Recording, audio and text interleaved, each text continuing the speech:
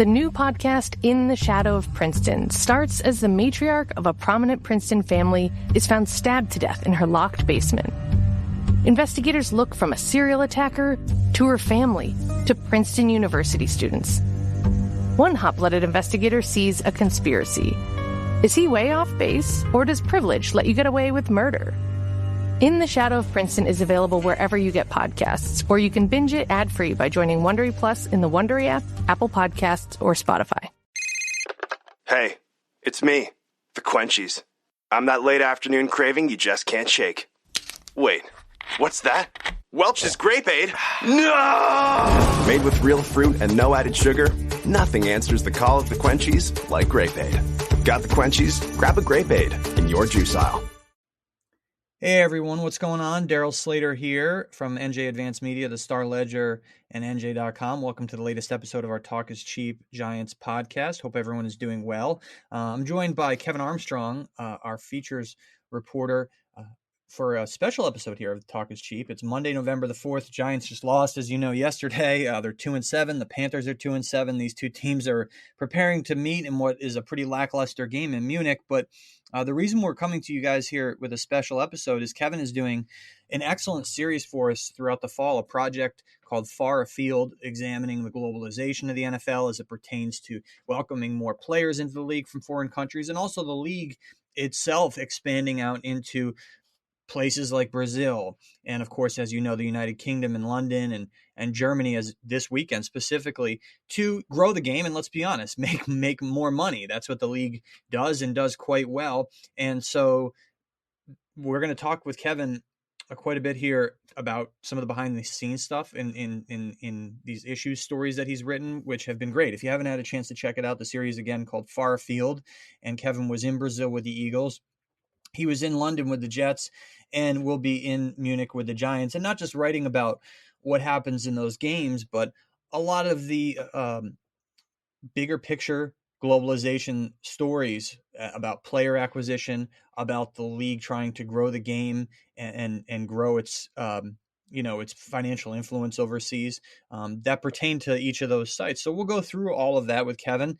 And just one point here as kind of a news peg along with the Giants being in Munich and going overseas is that you all know the Giants have had like some major kicking issues.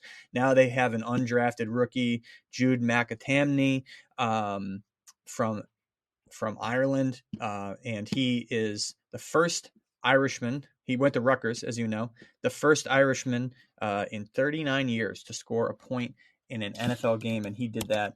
And now yesterday against in the Giants lost to the Commanders. So obviously, and be specific, Northern Ireland is where he's from. So a footnote there from a bad loss for the Giants, but if you were interested in some bigger picture issues, this will be a great listen. And Kevin, I really appreciate you joining us, man. Hey, my pleasure. It's been it's nice to be stateside for a few minutes before heading back out to Munich. And Jude McAtamney yesterday. I'd spoken to him a few weeks ago, just interested in his pathway as a foreign player, suiting up in the NFL, and you never know when they're going to get their opportunities. Truly, he came in and obviously performed better than any of the previous kickers that the Giants had put out there this year, and the Jets have had their own struggles. So the market seems ripe for Jude McAtamney and company these days. Yeah, for sure. And so I think the best way to kind of go through this for people to give them an understanding of this Far Afield series is we'll kind of go place by place like you've been doing and globetrotting a little bit. With the first game, obviously everyone knows, down in Brazil, the Eagles down there. And Saquon Barkley, that was the big story, his big debut, and you did a nice story on that. But can you walk us through the other issues that you kind of attacked when you were down there in terms of the broader stuff with the globalization of the league? Yeah, I think there's two things that are clear in terms of, the global ambitions that the NFL has. One is revenue streams. Obviously, they're the biggest sport in North America, let alone challenging, international soccer, for supremacy globally. And they clearly, view this as, if you're a business, and even if you're as big as they are, if you're stagnant, then you're probably, not just idling, but you're probably moving backwards. So clearly they're the dominant force in the US. Television ratings, merchandise sales, any number of metrics that you want to use, it's pretty clear at this point that they have, a country mile lead on other leagues, such as Major League Baseball or the NBA and whatnot. But if you talk to NFL officials, the one thing that they're humble about is actually deferring to the NBA as kind of this international marketing and business juggernaut out there. So there's, while they're dominant within their own realm, they clearly view the NBA and their expansion into China and any number of markets in Europe and even Africa over the years, that they really see that model as where they want to go. And I don't think it was any clearer than the expansion into South America with Brazil. They sent the Eagles and the Packers to Super Bowl contenders for a regular season game. They didn't even toe the water. They jumped right in Brazil, in Sao Paulo, and kind of a city that isn't even the most well known in the country. Let's say to Americans, more Americans tourists would be going down to Rio de Janeiro, and that's where the Olympics had been previously in 2016. So that to me was kind of the most fascinating trip, or map point that the NFL really put out there this year. And I think that they really pulled it off. They say that they want to execute these as mini Super Bowls, and from the halftime performance to the national anthem and everything in between, there was certainly that kind of buzz. And they packed the stadium. Granted, these are 40 and 50,000 seat stadiums that we're accustomed to anywhere from 70 to 100,000 with between the NFL and college football in America. But that really was, to me, a statement. And they're not just doing it as a one-off in Brazil. They're coming back. They've set up an official NFL office in Sao Paulo. They're going to have staff there year round. There's general manager there now, and they're not just looking for the current fan, but they're clearly probing and trying to really hook kids next. There's child-based marketing that they're really digging into, and they're connecting with kind of a Disney-style cartoon, down there, which was just, again, shows that they want to get you as young and hook you as young as possible, whether as a competitor or as a consumer. And in many cases, it's the heavier lean is towards consumer. They know they're going to have fewer people actually playing the game, but they want you to certainly remember when they do come to town. Yeah, and you did. Speaking of going to town, in terms of going to Sao Paulo, you went out of town quite a ways. Tell everyone about your journey outside of Sao Paulo, what that entailed. I guess from it was some behind the scenes stuff too, from the minute you kind of got in the car and hit the road, and what that resulted from a journalistic perspective, and also a bit of the behind the scenes from that trip. Yeah, definitely an eye-opening experience. I'd personally never been to South America, but when I was given the assignment by our editor, Kevin Manahan, I started looking deep into why is the NFL going down there? How popular is football? Just in that part of the world, and we always have this vision of Brazil as just everything's a soccer ball, and that's their main world, their main sport that they play from a young age, literally from the cradle. And that's all true. You go down there and it's all soccer fields, and, everybody's soccer crazy. The Olympics had just been done, Copa America. So, there wasn't any shortage of that. But I was interested in, and did go out of my way to see, when I flew down to Sao Paulo, I immediately got in a rental car and drove another 5 hours down to Curitiba, which you're going through these winding mountains, and all these flatbed trucks, which you could clearly see maybe half of the world's supply of bananas was moving on the roads in front of me and behind me. And you pass this beautiful countryside, these favelas, the full Brazilian scope of the day-to-day life experience that the locals have down there. And the reason that I went to Curitiba is because when I started speaking with folks, they really brought up that in 2008, the Curitiba Crocodiles had played another team called the Brown Spiders in the first fully padded tackle game of American football in Brazil's history. So, it was kind of mind blowing to me that in 2024, I'm getting ready to cover the first, NFL game. And it was only 16 years ago that American football was played with full pads and helmets, between Brazilians, no real Americans involved. And just to connect those dots, I wanted to see this field that they actually called Little Flamingo is the name of it. And I was enchanted by it and charmed. And you get down there and you see, where they actually played is kind of a raggedy soccer field with, razor wire around it.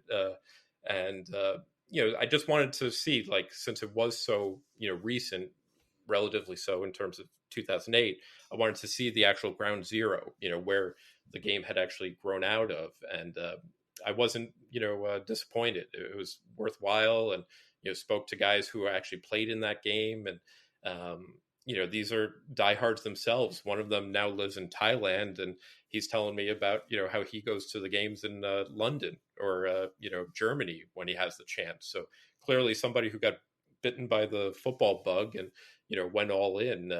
This was a guy who literally started playing the game without helmets or pads. He was playing tackle, in that form. So that was the kind of, just, level of experience that I wanted, and was certainly thrilled to come across some of these guys willing to tell their stories.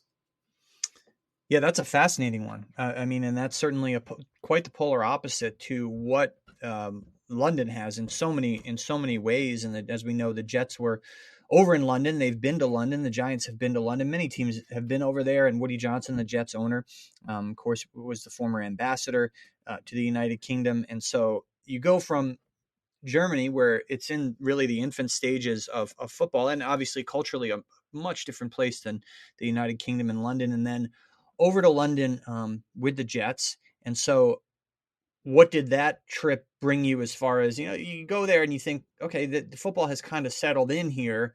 What did you think about that? Because I think the one story you wrote that was really interesting, and you brought it up there, that's sort of, I mean, we don't view it as a central point, but it is a fairly quote unquote easy place for people in maybe not necessarily Asia but in Europe to get to. And a lot of people from across Europe tend to descend on London to watch those games. This is before obviously the Germany games were a thing. If you wanted to watch football, you hop on an hour plane ride. I think people don't realize from London to Munich, it's only like an hour and a half. It's like for us going to like Pittsburgh almost, or barely to Cleveland. Right. So, take us behind the scenes here of what you wrote in London, and also some, again, I'm really interested to know like one of those or two of those like really behind the scenes type things that didn't quite make it into your story. As obviously not banana trucks around in the United Kingdom, but what about that?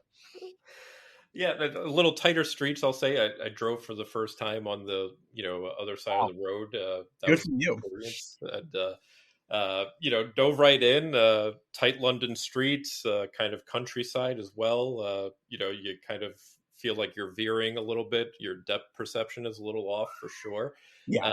But I think that you're right. Like, it's London, New York. There's so much, relation over the years. But when you do go over there and you see the depth of their appreciation of American football, which only continues to grow, it's pretty fascinating. I came across somebody wearing an OC Uminura, jersey. They literally grew up in a similar section of the old Giants, linemen from, you know, uh, their childhood. And he was being honored as, they've been playing the game over there 17 years. They call it the London Games now, like it's the Olympics. It's kind of funny, talk about marketers and their branding. Now there's a ring of honor, at Tottenham Hotspur Stadium where the game was. And it's a Jets game, but here they are honoring Umanura because he's done such great work both in England and really internationally in NFL Africa as well.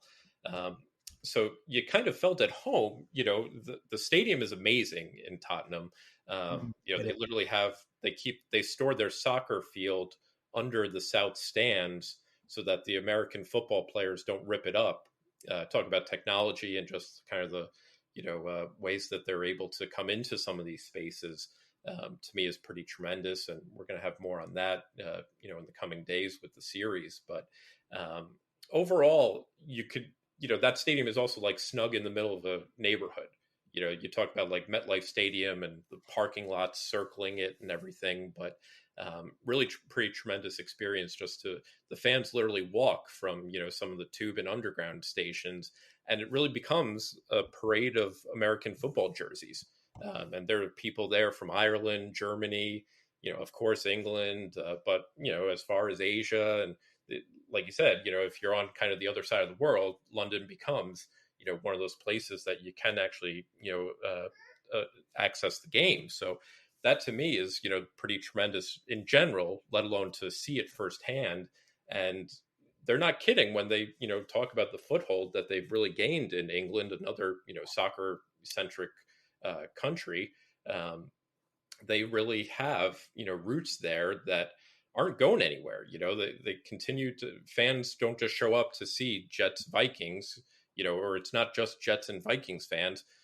I literally counted all teams of the NFL were represented by fans wearing jerseys. Yeah, I mean that is certainly a great cross section and a great way to capture just how popular the league is becoming. And it's not just, as you said, it's not just, well, these fans are Jaguars fans because the Jags play over there, but it's a lot about people just are fans of the NFL in general. And I think what you're starting to see is a lot of, and I talked to someone, a Giants fan who's a hardcore Giants fan in Germany about this, and he's a teacher actually. And this is a story, kind of ties into a story I'm writing. We'll get into the Germany stuff in a minute. And he talked about it's no different than the NBA, where kids from other countries just gravitate towards stars. You see the Patrick Mahomes, the Tom Brady jerseys in his school, in his high school. The gymnasium is what they call the high schools, middle schools over there in Germany. And that just speaks to people aren't necessarily like loyal per se to a team. They gravitate toward the stars. And so the number of games that they've had in London, obviously a ton. The Germany thing the Brazil thing is brand new this year in Sao Paulo. And the Germany games, there was one in 2022 in Munich. There were two last year in Frankfurt, and then one this year, Giants Panthers in Munich at Bayern Munich's arena. And before we get into the Germany angle here of it all and what we're kind of planning to write off that trip, because again, we're here on November 4th. You may be listening to this after the game at some point, but we talked a lot about marketing the game, right, and the monetizing of it. We talked a bit about the fans coming in to display their passions and obviously spend their money, which is what the NFL wants to do. But what about the player acquisition angle of it? I think when people look at not just Jude McTamney from the Giants, who is now only known by a very small portion of the NFL fan base, but Jordan Mailata would certainly be, I think, the biggest foreign player currently in the NFL, the Eagles offensive tackle from Australia. And there's different ways for these players to come into the NFL. Some of them come over here, are born over there. They play high school ball here. They play college ball. Like the Giants have a German fullback, Jakob Johnson. He went to Tennessee, but some of them don't. I mean, Jude McTamney went to Rutgers, but some of them come just straight from their where they're from and don't play over here. Jordan Mailata, for instance, right? So there's the International Pathway Program, and you're doing something in Germany that I think is really interesting. Could you walk us through just what the NFL Academy means and how the NFL views that and other kind of streams of people, of players as influx points to the league?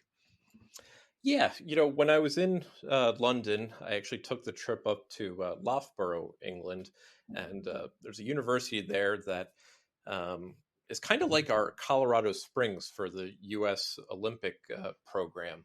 A lot of athletes train there, and I think there was some kind of statistic like if Loughborough had been its own country, um, it would have been competitive, in the top 10 of medalists for the Olympics, this most Hmm. recently in Paris.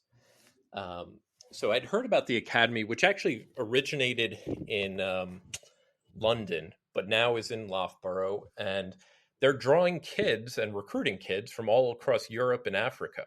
And Osi Umenyiora is one guy who's helped route some of the kids there. Um, they literally have 14 Germans on the roster this year at the NFL Academy. They're actually coached by a former Jets tight end position coach, Steve Hagan, who's been, he's in his 60s, I believe, and kind of seen a little bit of everything in football. And now he's got like an Austrian quarterback handing off to, let's say, an Italian running back, and looking downfield at a kid who may have been born in Nigeria, but grew up in London. And there's language hurdles there. There's kids getting accustomed to living away from home for the first time. But here they are, kind of again in the middle, like the English countryside. And I went up there, and I said to Steve Hagan, I said, this is kind of like Hard Knocks meets Hogwarts. And he laughed at me and he goes, yeah, but I don't have the magic wand. So, there's a lot of work going on over there. And, I think they do a lot more signals, like sign language, essentially, in terms of play calls to kind of bridge the gap for the kids who are, maybe unable to speak English, or, some of the more common languages and everything. So again, it's one of these things. It's an outpost there. They're producing top level talent in terms of there are kids from that who are academy alumni, which has only existed for like about the last 5 or 6 years. And you can see one of them playing for Tennessee. You can see another one playing for Oklahoma, Boston College, Temple. I just spoke with a tight end who's at Temple, and he literally grew up on the south end of London. So they're not just playing the game there, but now they're kind of molding them. And that's the common thing I'd say between Brazil, Germany, England. No matter where I go and talk about American football's expansion, both the Americans and the foreigners talk about just like the need for coaching.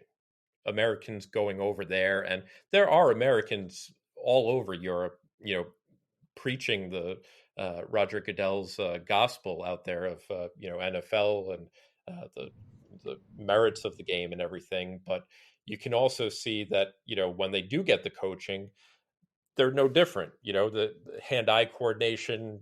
They might have more foot ball coordination with their soccer backgrounds, but these guys are growing up playing. Jude from the Giants was a Gaelic football player. Other guys played right back, in a soccer, uh, club over in England, and now they're, playing cornerback for Northwestern and stuff like that. So, pretty fascinating stuff to see firsthand. And I thought one of the images that really stays with me is there's a kid, Liam, I believe, is from Cork, Ireland, and he's the kicker. And he was he didn't have any goalposts to practice on this soccer field that I watched their practice on, and he starts kicking the American football into the full size international soccer net, and because he didn't have a football net to kind of get his swings on. Hmm. So just little things like that just show you just how different it is. Just another statistic from like Sao Paulo. There was I was at a flag football event that the NFL was putting on, and I just looked around and I was like, there's no goalpost here. There's no American goalpost. And I was just curious. I was like, are there any in the city of Sao Paulo, which has, I think it's about 11 million residents. I think it's fifth largest in the world, or some statistic like that. And these people who are in the know, they said, "Oh, there's one field in Sao Paulo that has permanent American goalposts." Wow. Yeah. And so, that's both to say the game has expanded, but also to say like it has a long way to go. To really, not just people buying jerseys and wearing them on game days, but foreigners actually getting the opportunity to play the game at the level that we're accustomed to, especially at the highest levels like the NFL. Absolutely, and it's guys like Jordan Mailata who can pave the way for that. But obviously, it's going to take resources and coaching as well. And I think the reinvestment in the game overseas is really important, and that's one thing Jakob Johnson and I talked about. He's been in the league since 2019. He's new to Giant fan, but he's almost 30 years old. He's been in the league with the Patriots, Raiders, and now the Giants since 2019. He's played a bunch, and he's made some money. So I think that it's not just about the NFL getting money from these countries. It's giving opportunities to players from other countries to come over here and make a living. And he's made a good enough living that he actually is a part owner and has invested, and this happened February 2022, in the Stuttgart Surge, which is his local club. It's not a club per se. It's a club like the Giants are a club. They're a professional American football team in the European League of Football, which is the new NFL Europe. And people may remember Sandro Platzgummer, who was with the Giants through the International Pathway Program. He plays over in that league now and is doing quite well. And so the reinvestment in the sport at that level. But I think one thing Jakob talked about is getting kids to play it. From the flag level, and he has a camp over there. He thinks that's really important. He said it's not just about getting people to watch it on TV or but buy jerseys, but of course that is part of it too. But you mentioned how they're starting young with the NFL, trying to get kids young, and that kind of ties into a story I'm writing while we're over there as part of this, helping you out as part of this project, is the Giants having international marketing rights in Germany. And just what does that mean, right? It just means they can market there like they can market here. The good example is you see a Miller Lite can with the Giants logo on it. You're not going to see that in Minnesota, and the reason is you can't. The Giants are literally not allowed to do that outside of their geographic footprint, which is the tri-state area, right? They can creep into Connecticut a little bit, down to South Jersey. There's some overlap with Pats up north, Eagles down south, but specific like Dunkin' Donuts or Miller Lite related logos on cups and stuff, they can't do that. There's rules in the NFL level. They can't do it outside in America, outside of their little footprint here, large footprint, right? But it's this tri-state area. Now they can do that sort of thing in Germany, along with other teams who have global marketing rights over there, and not just in Germany for the Giants, but you're talking about, like, I'm just running through the countries randomly here, like. We don't need to go through everything, but Argentina, Mexico, New Zealand, the Eagles are in Ghana, Brazil's got the Dolphins and the Patriots, and then the Bears are in Spain, and there's 6 teams, including the Jets in the UK, and the Rams are attacking the Far East in terms of their marketing in China, Japan, and South Korea, and the Jets are in Ireland. And so I'm not going to go through everybody, but 10 teams. The Giants are one of 10 in Germany, which is tied with Mexico for the most teams that have those marketing rights. So what that means is they can sell themselves there like they can sell themselves in their American footprint. And one of the things the Giants are doing, which is getting fans at a younger age, is they have RTL is their big television station over there. I wouldn't equate it to ESPN because it's more like NBC here. If NBC was like the only thing and there was no ABC and CBS. And there's a kids show where Marcus Kuhn, who used to play for the Giants, he's German, does sort of an instructional X's and O's, basic X's and O's thing with Giants branding on it. So kids are watching that and they're seeing, this is what football is, and they're seeing that Giants logo, and so that's how the Giants are smartly trying to draw young fans in. So that's something that I'll have a story on when I'm over there about.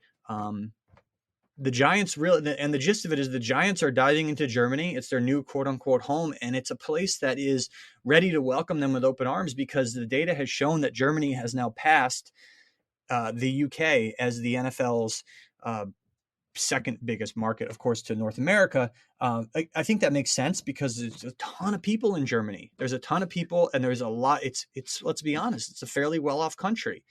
People have disposable income there. People have access to TV and the internet and stuff like that. And so that's one thing I'll be writing while I'm over there.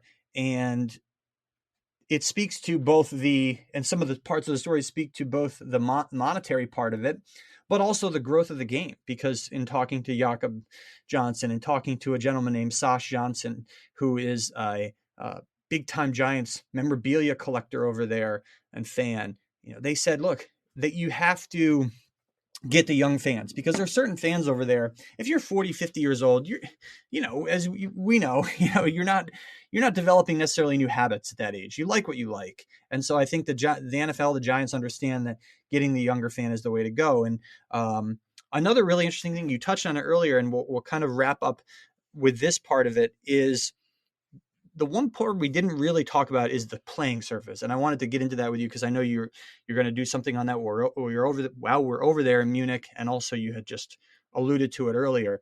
That's been one of the big critiques of this international thing. I think the biggest critique from fans. They see these games and they say there's been some sloppy playing surfaces, and that's been something the league has had to work through, and also from the perspective of these soccer stadiums where they're playing in, there are high level soccer teams that play in these places, right? So they probably are thinking, when the NFL says we want to come here, it's like, wait, we have a game. We got to play games on this field, and the soccer pitch is different than what is. Well, it's. You can correct me if I'm wrong, but they have different requirements for the texture, et cetera, of the soccer pitch versus the NFL, because they're just different movements that's happening on the field. So what about that angle of it, Kevin, as far as the playing surfaces themselves and the lengths to which the league is going to preserve the integrity of that part of the situation? Yeah, there are rabbit holes that I've gone down as a reporter, and I'll tell you that one of the more fruitful ones is just try to talk to people about groundskeeping and turfs, and especially with all these issues. It started in Brazil. Post game locker room with the Eagles. They started complaining. They likened it to that Super Bowl a few years ago where they literally kind of described it as an ice skating rink. And they said that they weren't able to gain traction. You could see it on literally, I believe it was the first play of the game, or at least Saquon Barkley's first carry of the game. He slipped in the backfield. He couldn't even get out. He went on to score 3 touchdowns, but clearly he had to change his settings on his spikes or whatnot. So yeah, it remains probably the most well-traveled issue that the NFL has. It'll happen in Super Bowls. It'll happen in Sao Paulo. Aaron Rodgers brought it up post-game in London. He said he didn't personally have an issue, but I guess maybe some of his receivers did. And I think it was Garrett Wilson kind of referred to it. So it's not going anywhere. And, Munich is another one. You talk about just the changeover of these places. I believe there's a Bayern Munich game, within days of the NFL arriving. And I've been talking with, some of the architects and designers of both the stadiums and then, the folks who work with the fields. And essentially when the NFL comes to town, the fields are always wide enough. They never have a problem with the width. It is the length that they have to have some adjustments to. They say that they typically have to break some concrete or kind of really actually, leave their mark on these spaces. And while Tottenham Tottenham Hotspur Stadium in London actually has, subs out the field. They have a turf field and then they have a natural grass field. The turf is for the American football. The natural grass is for the soccer, and they literally roll out. It takes about 25 minutes and then store it beneath the south stands at Tottenham. And there's robots and agrolights and dark conditions just to maintain their essentially to protect their natural grass from the American football stomping and stampeding that would take place. So Munich, I think I read that the Giants practice field on the Friday when they get out there even has like heating under the soil to maintain warmth even during cold periods and whatnot. So there's a ton going on there. The issue has clearly gained traction worldwide, and it's literally a matter of everywhere you go. Morstead, the punter for the Jets, he had mentioned to me. He said, he hasn't had real problems abroad, and he has played in a few games. I think he's been in about 6 international games at this point. But he pointed out, he said Wembley, which is natural grass, kind of has that old school Notre Dame style that, it was high grass.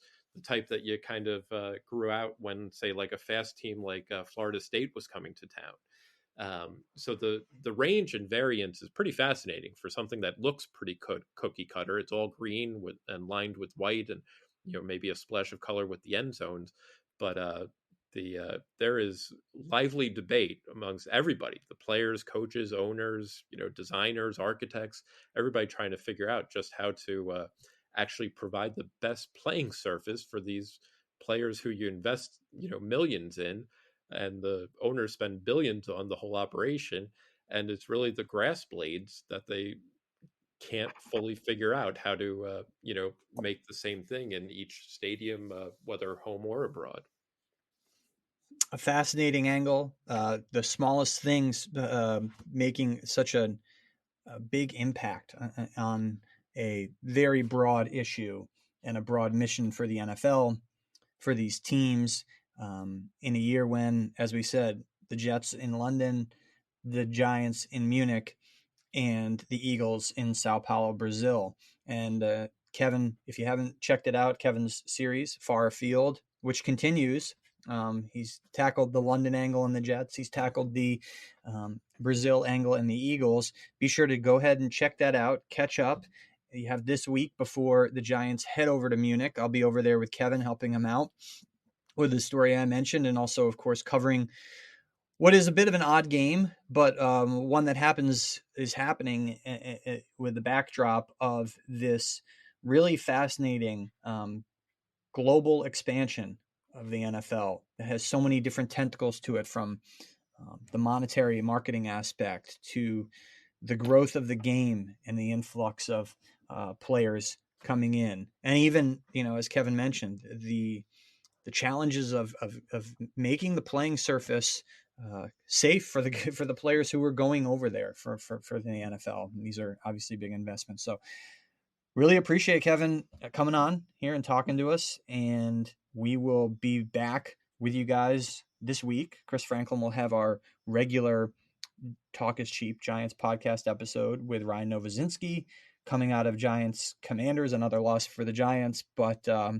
if you're looking for something maybe non-Giants related in terms of the struggles they've had with their rebuild, and you're really interested in just the broader dynamics of football and some of these more in-depth, bigger issues, then definitely check out Kevin's series. Again, Far Afield is the series, and it's available on NJ.com.